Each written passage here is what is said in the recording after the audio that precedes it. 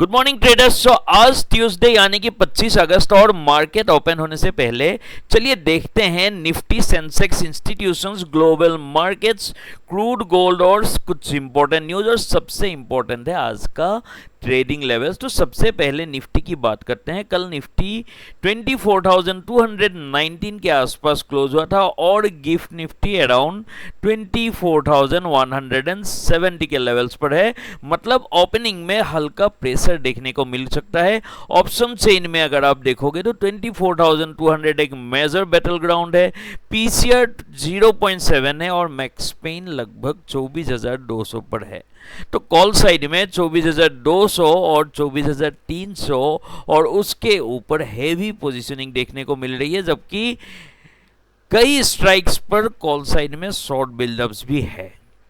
Put side में specially 24,200 के ऊपर काफी शॉर्ट कवरिंग देखने को मिल रही है। इसका मतलब सिंपल लैंग्वेज में 24,200 के नीचे वीकनेस और 24,300 के ऊपर स्ट्रेंथ। अगर निफ्टी 24,300 के ऊपर सस्टेन करता है तो शॉर्ट कवरिंग के थ्रू 24,400 और फिर 24,500 की लेवल्स पर मूव पॉसिबल है। लेकिन अगर 24,200 का जो लेवल है ये अगर डिसिसिवली ब्रेक होता है तो पहला सपोर्ट है 24,100 का, जो यहाँ पे आपको देखने को मिल रहा है, और उसके आगे 24,000 की लेवल इंपॉर्टेंट लेवल हो सकते हैं।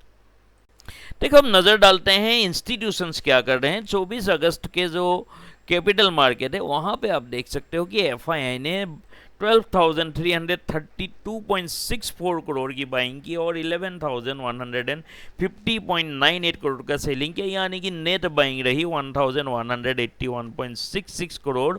और डीआईआई ने 15,337.18 करोड़ की बाइंग की और उसके सामने 12,843.77 करोड़ की सेलिंग किया, यानी कि नेट बाइंग इनका रहा 2,493.41 करोड़, यानी combined institutional net buying approximately 3,675 crore रही। ये एक पॉजिटिव डोमेस्टिक लिक्विडिटी सिग्नल है। लेकिन एक इंपॉर्टेंट पॉइंट, अब बात करते हैं एफआईआई डीआईआई डाटा की। तो 24 अगस्त को एफआईआई ने 1,181 करोड़ की नेट बाइंग की, जबकि डीआईआई ने 2,493 करोड़ की नेट बाइंग की, यानी दोनों इंस्टीट्यूशंस को मिलकर मार्केट में करीब 3,675 करोड़ की नेट बाइंग हुई।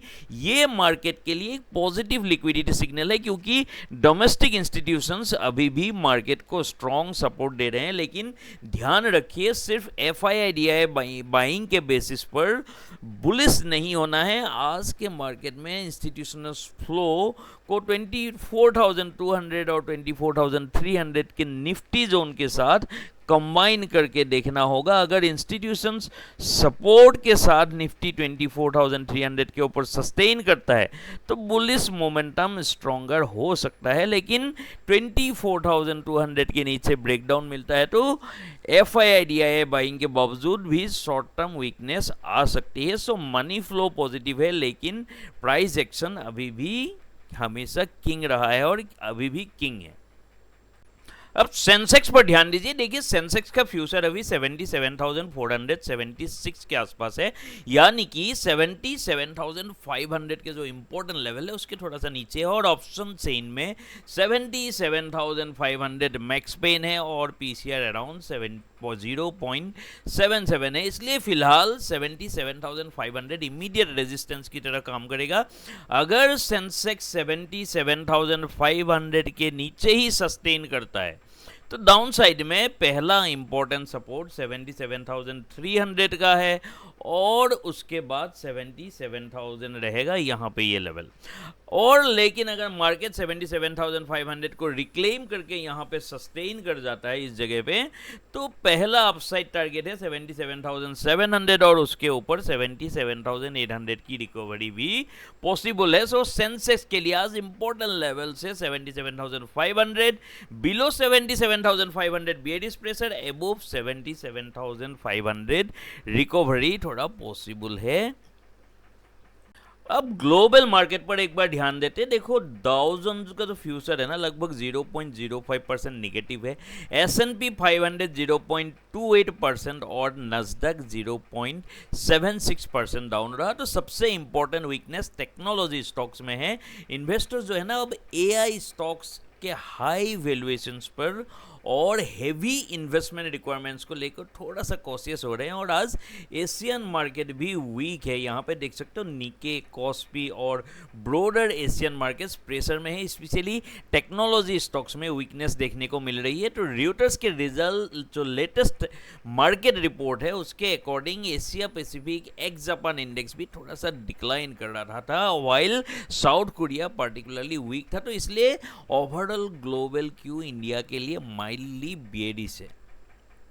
अब इस वीक का सबसे बिग ग्लोबल ट्रिगर्स क्या है वो समझते हैं। देखो सबसे पहले Nvidia earnings.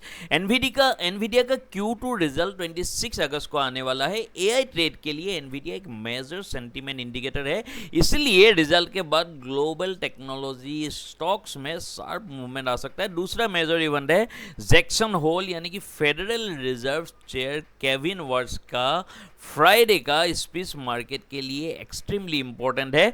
Investors interest rate direction और इन्फ्लेशन पर फेड का सिग्नल्स को क्लोजली वॉच करेंगे, और अगर फेड टोन हॉकिश रहा तो ग्लोबल इक्विटीज पर प्रेशर आ सकता है, और डोविश सिग्नल मिला तो रिस्क एसेट्स को रिलीफ मिल सकता है। देखो ब्रेंट क्रूड यहाँ पे $92 के अराउंड ट्रेड कर रहा है और यूएस क्रूड अराउंड $85 के आसपास। ऑयल प्राइस पर यूएस ईरान टेंशंस और पॉसिबल सैंक्शंस का इम्पैक्ट है। इंडिया के लिए एलिवेटेड क्रूड प्राइस एक निगेटिव फैक्टर है, क्योंकि हायर ऑयल प्राइसेस इन्फ्लेशन और ट्रेड बैलेंस पर प्रेशर क्रिएट कर सकते हैं। तो गोल्ड भी अराउंड 4654.78 पे चल रहा है अभी, तो थोड़ा सा एलिवेटेड जोन में है। तो ग्लोबल अनसर्टेनिटी और सेफ हेवन डिमांड को इंडिकेट करता है। सो आज का देखो सिंपल ट्रेडिंग प्लान क्या है। अगर 24,300 के ऊपर निफ्टी सस्टेन करता है तो अगला बुलिश कंफर्मेशन लेवल 24,400 देन 24,500 हो सकता है। अगर 24,200 के नीचे यहाँ पे सस्टेन हो जाता है तो थोड़ा सा कॉशियस रहना पड़ेगा, और 24,100 ब्रेक करते ही यहाँ पर को नेक्स्ट लेवल 24,000 के आसपास निफ्टी जा सकता है और एक स्ट्रॉन्ग बेयरिश मोमेंटम हो सकता है। तो सेंसेक्स में भी मैंने पहले ही बता दिया था 77,500 above bullish, 77,500 below pressure, 77,300, 77,000 important support level है। तो सबसे इंपॉर्टेंट आज निफ्टी की एक्सपायरी है, इसलिए ऑप्शन चेन के लेवल्स के around sharp move, short covering और फॉल्स ब्रेकआउट दोनों पॉसिबल है। इसलिए ओपनिंग में फोमो में ट्रेड मत करिएगा, पहले लेवल ब्रेक होने दीजिए, फिर कंफर्मेशन देखिए और उसके बाद ही एंट्री प्लान करिए। ओवरऑल मेरा व्यू ग्लोबल क्यूज देखो माइल्डली बेयरिश है, FI/DI फ्लोज पॉजिटिव है, option change cautious to mild bearish around 24,200 और 24,200 से लेके 24,300 निफ्टी का डिसिसिव जोन है। तो आज मार्केट में डायरेक्शन प्रेडिक्ट करने से ज़्यादा इंपॉर्टेंट है मार्केट को लेवल ब्रेक करते हुए देखना और फिर ट्रेड करना, क्योंकि trade safe, trade with discipline. And मिलते हैं मार्केट के नेक्स्ट अपडेट में, तब तक के लिए हैप्पी ट्रेडिंग, हैप्पी लर्निंग, जय हिंद।